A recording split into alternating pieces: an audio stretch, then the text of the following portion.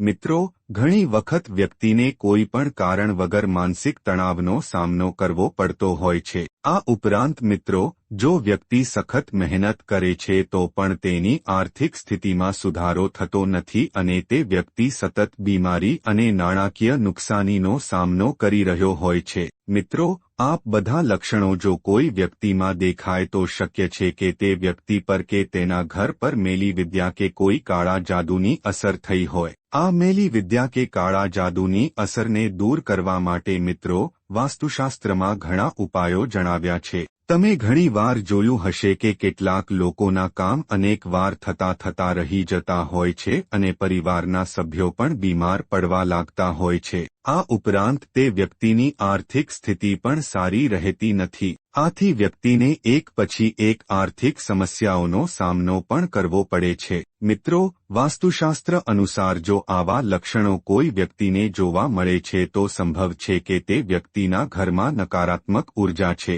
મિત્રો, સામાન્ય ભાષામાં કહીએ તો આ બધા લક્ષણો કે સંકેતોને મેલી વિદ્યા કે કાળા જાદુની અસર થઈ છે તેમ કહી શકાય. તો મિત્રો, હું તમને વિનંતી કરું છું કે આજના આ વિડીયોને તમે અંત સુધી જરૂર જોજો અને તમારા મિત્રોને આ માહિતી શેર પણ કરજો જેથી કરીને અહીં બતાવેલા ઉપાયોનો ઉપયોગ કરીને જો કોઈ વ્યક્તિ પરેશાન રહેતા હોય તો બહાર નીકળી શકે. તો મિત્રો, આ મેલી વિદ્યાના લક્ષણોથી બચવા માટે વાસ્તુશાસ્ત્રમાં કેટલાક સરળ ઉપાયો આપવામાં આવ્યા છે જે આજે આપણે આ વિડીયોમાં જોઈશું. તે પહેલા મિત્રો, જો તમે અમારી આ ચેનલને સબસ્ક્રાઇબ ન કરી હોય તો ચેનલને સબસ્ક્રાઇબ કરીને વિડીયોને એક લાઇક કરવાનું ભૂલતા નહીં અને કોમેન્ટમાં ઓમ નમઃ શિવાય જરૂરથી લખજો. મિત્રો, સૌથી પહેલા તો આપણે જાણીએ કે જો કોઈ વ્યક્તિ પર મેલી વિદ્યાનો ઉપયોગ થયો હોય તો તે માનસિક રીતે પરેશાન રહે છે અને તેના હૃદયના ધબકારા કોઈ કારણ વગર અચાનક વધી જાય છે.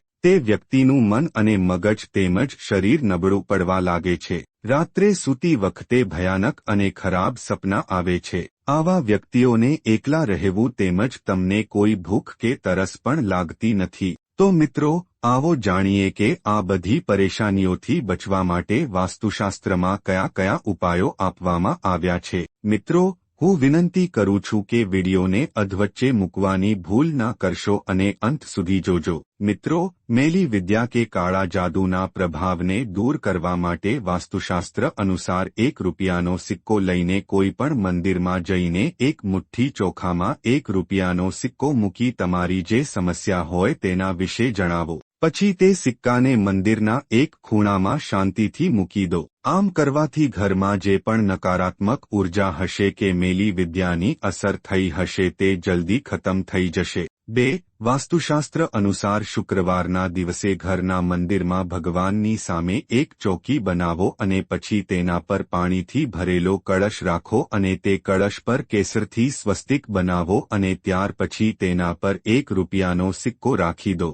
દરરોજ સાંજે પૂજા પછી ઘરના મુખ્ય દરવાજાના ખૂણા પર ઘીનો 4 બાજુ દીવો પ્રગટાવો અને આ દીવામાં ₹1નો સિક્કો મૂકી દો. આમ કરવાથી ઘરમાંથી ગરીબી તો દૂર થઈ જશે સાથે સાથે ઘરમાંથી નકારાત્મક ઉર્જા પણ દૂર થઈ જશે. 4. તમારા ખિસ્સામાં હંમેશા મોરપીંછ અને ₹1નો સિક્કો રાખો. આવું કરવાથી તમારું ભાગ્ય મજબૂત થશે અને જીવનમાં નવી તકો મળશે અને નકારાત્મક ઉર્જાનો પણ અંત આવશે.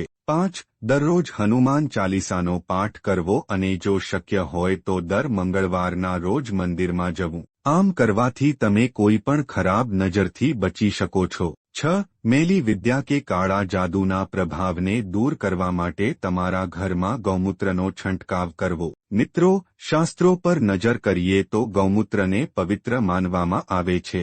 ગાયમાં તમામ દેવી દેવતાઓનો વાસ છે એટલે ઘરમાં ગૌમૂત્રનો છંટકાવ અવશ્ય કરવો. તો મિત્રો, આજનો આ વિડિયો પસંદ આવ્યો હોય તો વિડિયોને એક લાઇક કરીને અમારી આ ચેનલને સબસ્ક્રાઇબ કરવાનું ભૂલશો નહીં.